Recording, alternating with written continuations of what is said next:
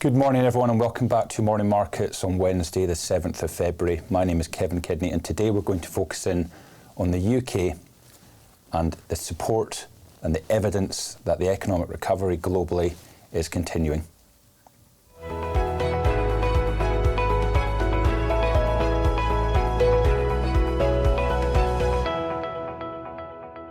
So it's likely markets remain too pessimistic on the outlook for growth and inflation. That is, inflation will likely surprise further on the downside and growth forecasts are likely to be revised up. Nowhere more than in the UK.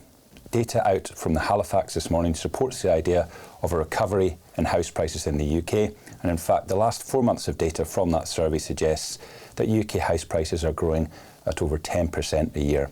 This is a very swift recovery and shows how sensitive the economy here remains to any fall in mortgage rates. This time last year when mortgage rates surged, house prices fell around 5% over the course of the middle of last year. However, there's been a swift recovery, all because mortgage rates have fallen somewhat.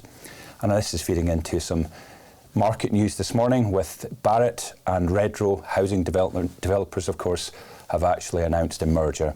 And this supports the idea of strength in the industry. Elsewhere in the UK economy, the Office for National Statistics has suggested that they will be revising lower the unemployment rate in the UK. Recall the troubles they've had with the survey data and getting reliable responses from employers. Well, their latest vintage of data suggests that when they come to update markets later this month, they may actually be revising the unemployment rate below 4% again.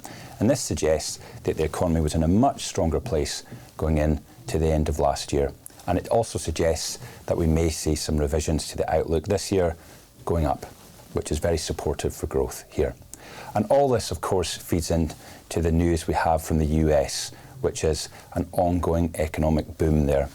US growth remains well above 2% and in fact is 3%, well above trend. And recall the news from colleagues earlier this week that unemployment there remains very low and that job creation is well above trend. And recent surveys suggest that this can continue. And of course, the ongoing decline in wage pressures there suggests that the likelihood of interest rate cuts can begin from the next quarter. And we may see more than 2 cuts as we go through the summer. However, all of this is juxtaposed with the outlook for Europe. The economy in Germany remains in an industrial recession, if not necessarily an economic recession.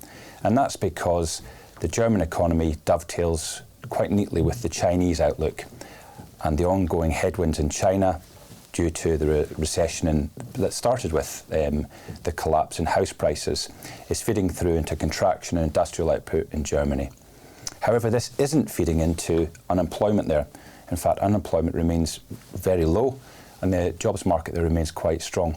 We have seen a rise in unemployment recently, but that's really only because the economy there has taken in a number of refugees from Ukraine and is incorporating those into the labour force gradually.